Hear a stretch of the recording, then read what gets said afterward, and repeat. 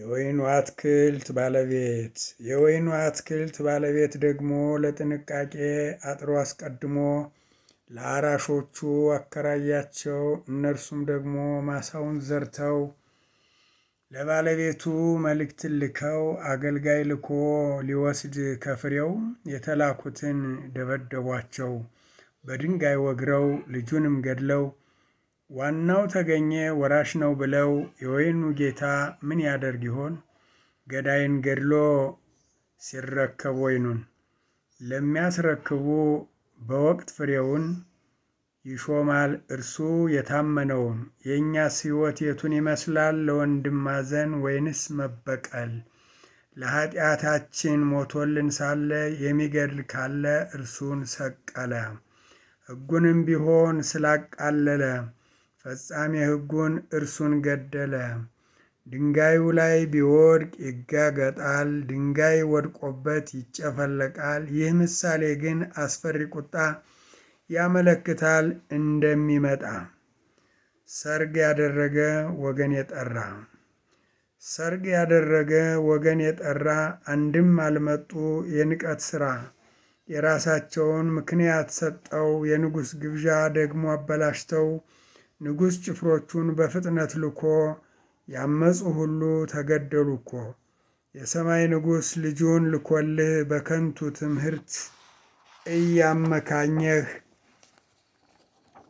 አንተም ለጥሪው ምላሽ ካልሰጠህ ከሰይጣን ጋር ሆኗል መኖሪያህ።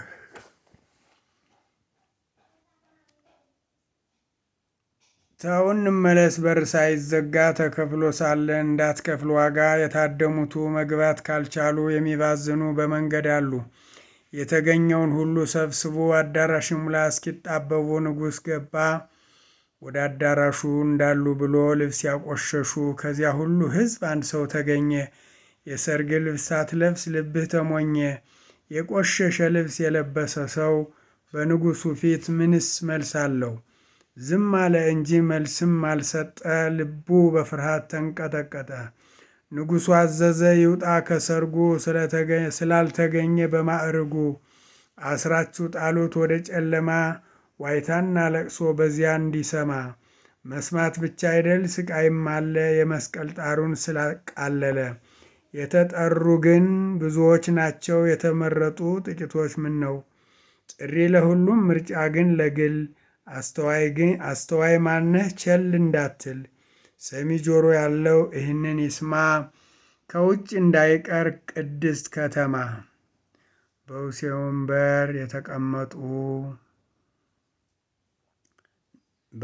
በሙሴ ወንበር የተቀመጡ ንግግር እንጂ መኖርን ያጡ።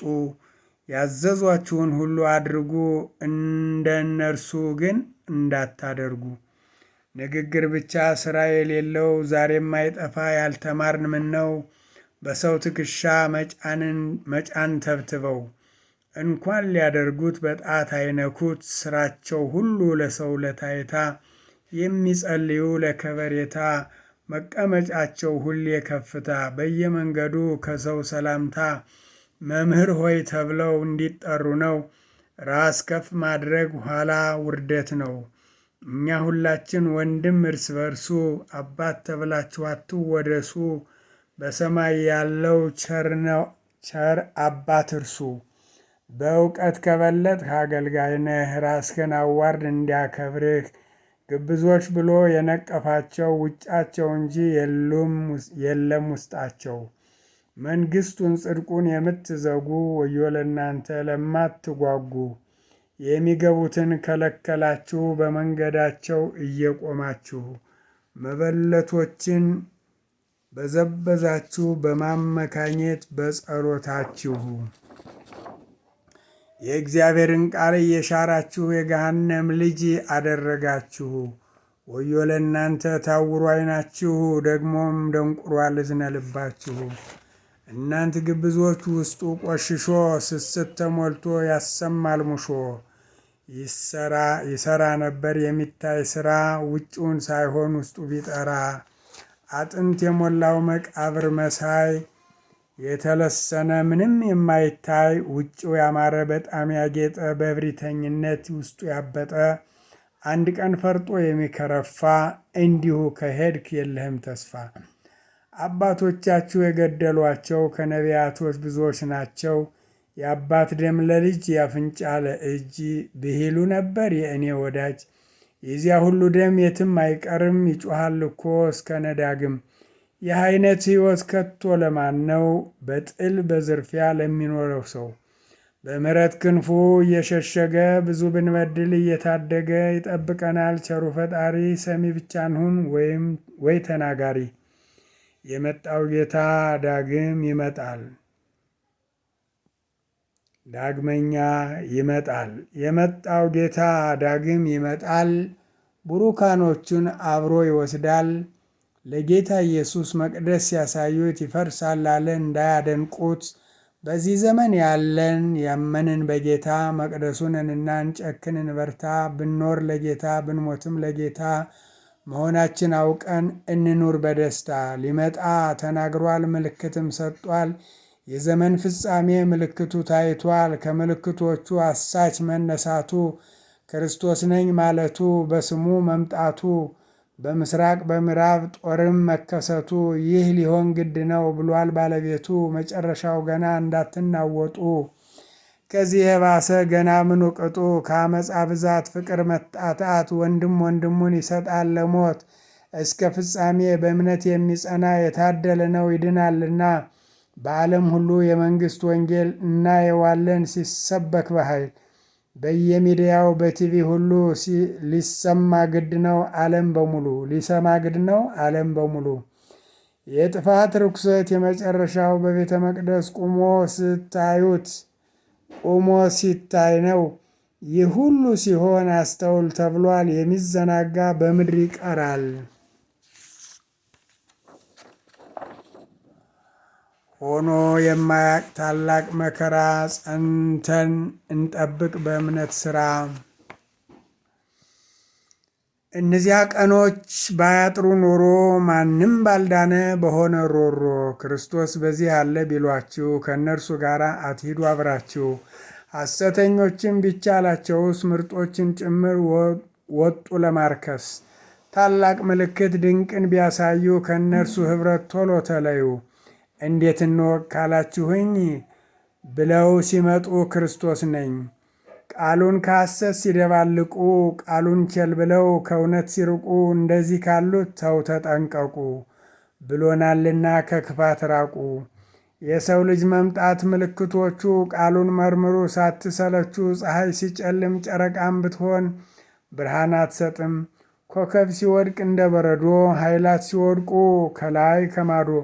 የምድር ወገኖች ዋይ ዋይ ይላሉ በሆነው ሁሉ ይደነቃሉ። የሰው ልጅ መምጣት በብዙ ክብር ከቅዱሳኑ ከመላእክት ጋር በመለከት ድምፅ ይልካቸዋል። ከአራቱ አቅጣጫ ይሰበስባል።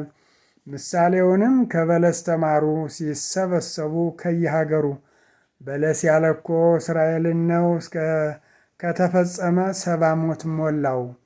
ይህን ስታዩ ደርሷል እወቁ ጌታ ሊመጣ ሊገለጥ ጽድቁ። ይህ ሁሉ ሲሆን ትውልድ አያልፍም ሰማይ ምድር ያልፋል ምንም አይቀርም። ይህችን ሰዓት ማንም አያቅም ከአብ በስተቀር ፍጡራን ሁሉም። እንደ ኖህ ዘመን ሰው ሲዘናጋ ቃሉን ቸል ብሎ ተረት ሲያወጋ። ለመብል መጠጥ ሰው ቅድሚያ ሲሰጥ ማግባት መጋባት ሲሆን ያለቅጥ። ይህን እያዩ አለመደንገጥ ኋላ ይሆናል ጭንቀት እንደምጥ። በጥፋት ውሃ ሁሉ እንደጠፉ ምድራዊ ደስታ ይህ ነው ትርፉ። ከሁለት ሰዎች አንዱ ሲነጠቅ ከዚህ ይቀራል ሲያሾፍ ያለቅጥ። ቀኗን አታውቁ ከእንግዲህ ንቁ፣ ቃሉ እውነት ነው ይህን ወቁ። ሌባ ምን ሰዓት እንደሚመጣ ባለቤት ሳያቅ ንብረቱን አጣ። ቢነቃ ኑሮ ቤቱ አይቆፈር ሌባ አይገባ በሩ አይሰበር። ጌታ የሾመው ታማኝ አገልጋይ ፈቃዱን አውቆ የሚያቀርብ ሲሳይ። ይህን አገልጋይ ብፁዕ ይለዋል በመጨረሻ ይሸልመዋል። ያልታመነ ግን ይቆያል ብሎ በሚያልፈው ነገር ልቡ ተታሎ